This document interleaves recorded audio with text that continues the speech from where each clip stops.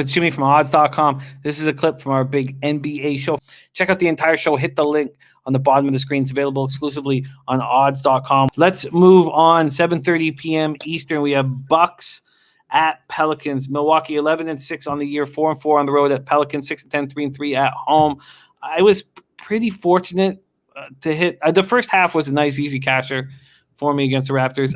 I just cashed the full game by a point, and it was a flagrant foul by Kyle Lowry and DiVincenzo stepping up and playing tough in a very crucial moment of the game that really allowed me to cover, got me in the right position to cover. The Bucks opened up as 6-point favorites here on the road at the Pelicans. That's quickly moved to 7. This total opened up at 229, and it's down to 228.5. Smoothie King Center in New Orleans, Louisiana. Bucks pace last 5, 10th in the NBA, 100.70 possessions a game. Pelicans pace last 5, 6th in the NBA, 101.7 possessions a game. Milwaukee's coming off their second straight win, 115-108 at the Raptors in Tampa on Wednesday night. Giannis Antetokounmpo, 24 points, 18 boards, 9 assists. And I didn't take that prop in. And there was a prop that the Dutch wanted, the rebound prop, and it was heavily juiced. And I saw the points and the rebounds at 39.5. And I was hesitant to pull the trigger. And I thought, I'm going to need him to hit 27 points. And Giannis is not getting to 27 points often enough. And that was in my head. And I was like, you know what? I'm not going to do it. But 18 boards, 24 points, 9 assists. He was a machine, but still not scoring a lot. Chris Middleton went for 24 points, 10 boards, 7 assists. Brook Lopez, 20 points. Drew Holiday continues to struggle offensively. 3 for 14 from the field, 1 of 8 for 3 for 7 points. But he was a plus 19, I believe. I don't have that stat in front of me, but I remember seeing that I think he had the Bucks game high, plus minus. This is a healthy Bucks team that continues to play underwhelming basketball. Pelicans come off a COVID postponement to snap their 3-game losing streak with a 124-106 win at home over the lowly Wizards on Wednesday. Zion Williamson and Brandon Ingram each went for 32. Steven Adams went for just 6 points, but grabbed 18 boards, 6 coming on the offensive glass. Lonzo Ball played just 16 minutes with an ankle injury, 9 points, 4 assists. He's listed as questionable for Friday's game against the Bucks. Bledsoe and Alexander Walker can handle the job just fine. Ball's announced out. And in fact, I'm kind of hoping that he's announced out. I would like to get a better line. If this goes up, which I imagine it will, and with that Sixers game, I finally showed enough discipline to wait. And I got the 4.5 and I got the plus 165. This is a similar situation to me. If I can get an 8 or an 8.5, I pull the trigger on the Pelicans. I find the Bucks are just playing okay basketball, underwhelming basketball. Let's hear what Wham Bam has to say. Bucks Pelicans. Man, they have been playing some okay basketball, like you're saying. 9 of their 12 wins. Well, so they won 9 of their games, right? In January. In those 9 games, they played Detroit 3 times, the Cavs, Bulls, Orlando, only beat the Mavericks by 3, Hawks, and the Raptors. I'm not impressed. I'm not impressed at all. I think that this team is maybe getting overhyped, and they're going against a team that I think that has the matchup problem against everybody. Zion, the last 6 games, 27 points, 6 rebounds, 2.6 assists, shooting at 63 effective field goal percentage. That's ridiculous. And Brandon Ingram still doing what he has to do, being the leader of this team, 24 points, 48% from 3, and that's making 3 3-point makes a game. So I think this team is going to be really well. And like you said, if Lonzo is out, that may give a revenge factor for Bledsoe. I don't want him to be that emotional here, but him going against his old team is something that I want to look at as well. Also, like you mentioned with Alexander, he's been filling in pretty well. He turns over the ball a little bit more than Lonzo? It's funny that sounds. Lonzo, the last few games, I believe it's been played 4 games so far in the last 2 weeks. He has a 5-1 turnover ratio. So if they get him back in there, a lot of these guys are giving him the green light that, hey, we need you out there. It's a different look. I've heard quotes with Williamson and BI, and they're saying that they're always telling him, well, at least Williams says, we're always telling him to be himself and take the shots that he's comfortable with. Now, Zion is in his 2nd year telling that to Ball. That kind of concerns me, to be honest with you.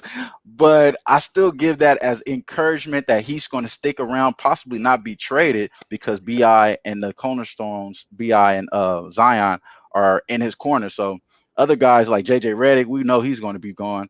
and we know possibly they could even be shopping Bledsoe. So I think Zoe in is going to be a good look, and if he is out, like you said, we getting better money against a team that been playing pretty average as of late. I think we could get that, and I like the Pelicans, but I'm going to be with you with this, bro.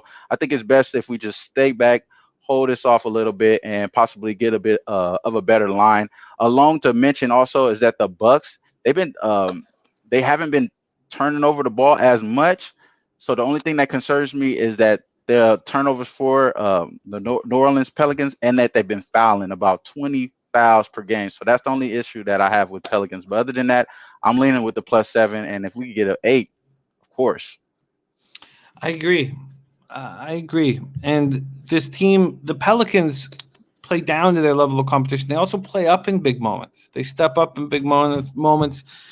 So I think that I think that Bledsoe idea is such a great idea. And I wonder what Dutch thinks about the Bledsoe prop against his old team. Sometimes when you play with too much emotion, you hit bricks.